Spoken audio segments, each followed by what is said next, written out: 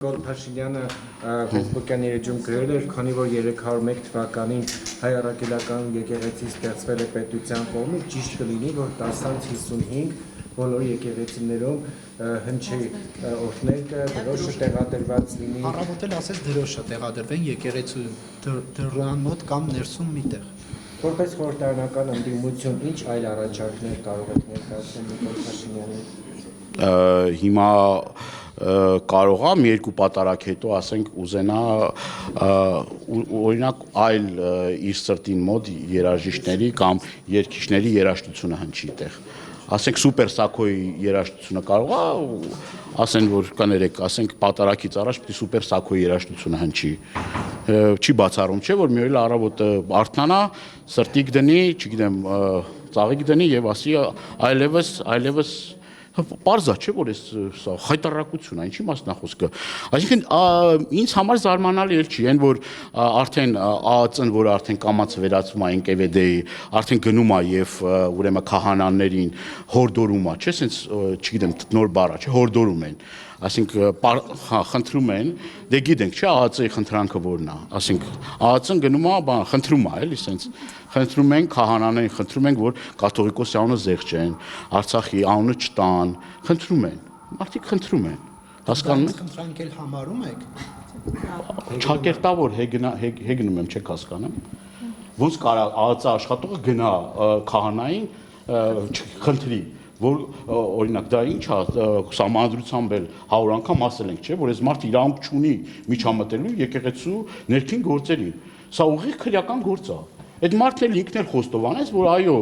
ինքն է հորդորել ԱԱԾ-ին, որ ԱԱԾ-ն էր հորդորի քահանաներին։ Դաներյան երկում հորդոր է, էլի, հորդորում է, որ հորդորեն։ Շիրակի թեմը հրաժարվեց, անգամ այդ Շիրակի թեմի հոգևորականները երբ հրաժարվեցին, անգամ ԱԱԾ-ականների հորդորներից, սա ինչ է կարծում, ըստ փորձագետների սա ապտակ էր նաև։ Հուսով եմ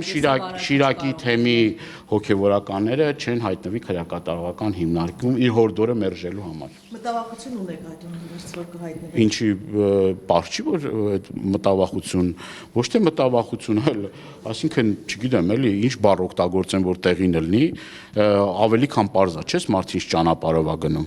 Միջև դրանից առաջ էլ Արշակ Սրբազանին էին հորդորել, որ հորդորվի եւ միանա տիրադավներին, հերձվածներին եւ մերժի կաթողիկոսին։ Այդ հորդորը չէր տեղ հասել եւ այնուհետեւ հայտնվեց 7 տարվա առաջվա, այն որ ասում է պլանը ջեբը գցելու օպերացիան իրականացվեց։ Ներողություն, ճիշտ եմ հասկանում, որ քանի դեռ այդ ձեր նշած տիրադավները չէին խոսել, նրանք եկեղեցու մի մասն էին, հոգևորական էին, նրանց չէր կարելի թիրախավորել, բայց հենց այլ դիրքորոշում են հայտնում, դառնում են տիրադավ։ Տեսեք, իշխանությունը հարցը տիրադավությունը դա ոչ թե իմ գնահատականն է, տիրադավությունը կոնկրետ եկեղեցին ունի ընթացակարգ, օրինակ, եթե պատարակների ժամանակ զեղչվում է, եթե կաթողիկոսի անունը ուրեմն զեղչվում է, եթե մարդիկ մեկ շաբաթ առաջ կամ ընդամենը դրանից ժամեր առաջ դուք մի հատ բացեք սրբազանների դիրքորոշումը ասածը մինչև այդ եւ հորդորելուց ԱԱԾ հորդորելուց հետո իրենց այլ վերաբերմունքը ասածս հետեւյալն է այսինքն այդ մարդիկ որոնք ճնշումների են ենթարկվում եւ ես իրոք իրենց համարում եմ պատանդներ եւ այդ մարդիկ կոնկրետ դրանից հետո չգիտեմ տիրադավությամբ են զբաղվում, հերձվածությամբ են զբաղվում, դա դրա մասին է խոսում։ Օրինակ հասարակ մի բան ասեմ, էլի ձեզ։ Այնտեղ որոշները կամ պատանդ են, իրանք են ասում, որ իրանք են, չէ, պատանդ չի ինքը։ Կոնկրետ իր ապարագայում իմ գնահատումն է դա, բայց սենց մի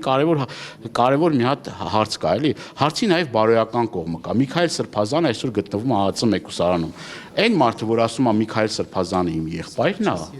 այդ մարդը գնում է ներխուժում է